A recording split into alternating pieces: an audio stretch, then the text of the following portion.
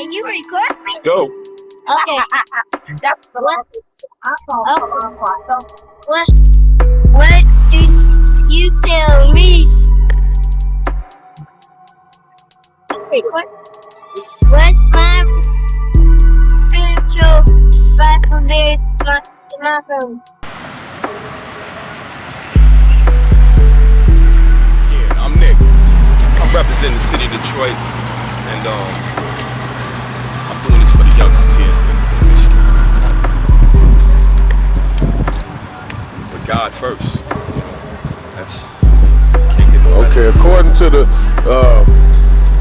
the spiritual man, when a young boy become a man, what is his spiritual responsibility to his family? It's a rites of passage, spiritually. Again, one must understand who God is and the favor upon mankind. With regards to one's children, he has to instill in them the spirituality and keep them in tune with spirituality.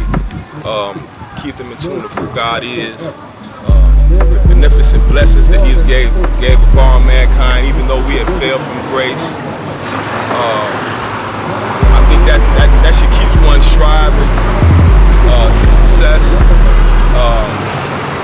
The ability to understand the fact that our seeds out here are children of God, and that we're meant to prosper and multiply, and there are rules and laws that govern everything. So a lot of our youngsters out here think that the rules are set against them, but there were always rules, the Ten Commandments and such, to give man guidance and structure.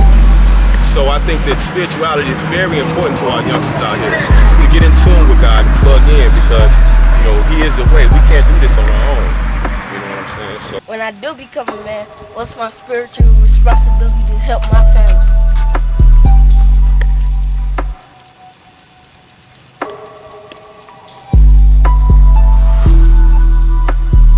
Some of the greatest advice that I'd like to leave with you as we finish up here is to follow up on what I said about my father, who said your job in life is to do your best and to rejoice with those who can do better.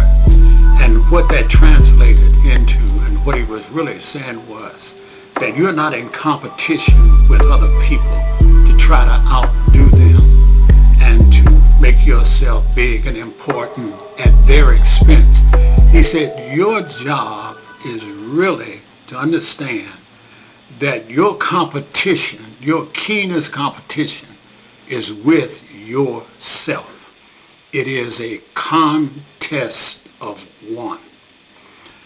I would be remiss, I would not be doing my duty as a man or as a Christian man if I didn't say that in order to really make it in life, you have to take into consideration the fact that God has created you in His own image and likeness.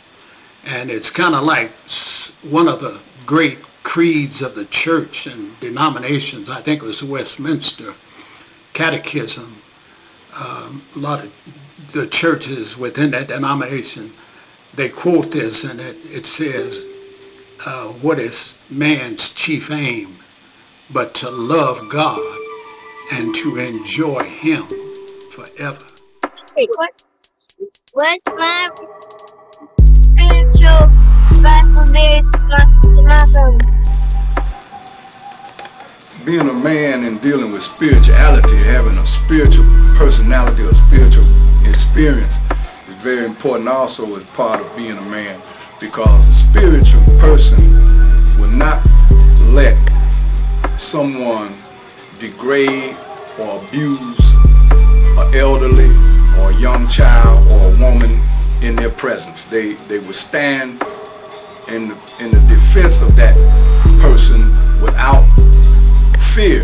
And that's what's wrong with us today as young men and men, because we've lost our spirituality. We don't have the understanding of what it's for. We think it's something you can't obtain. You think it's something that you can only get through a minister, through church, or what. You're born spiritual. You have a spirit that has within you, given to you by your ancestors. Your ancestors passed this spirit on to you that allow us to do what we do today.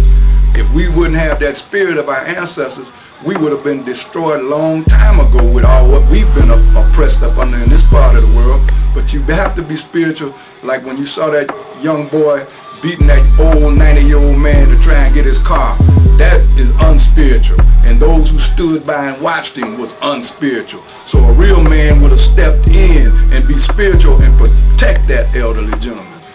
So in my final understanding of what I could tell, if I had the ears of the young men of the city of Detroit or anywhere as far as that goes, learn all you can about your people, who you are, where you come from. Know yourself. Look in the mirror. Be able to look at that person in the mirror and tell that person the truth, whether you like it or not. Because if you have a problem, if you can look in the mirror and lie to that thing in the mirror, that's your worst. That would be hell if you could lie to the thing in the mirror, because that thing in the mirror is you looking back at you. You have to understand who you are, where you come from, and then you must know where you got to go.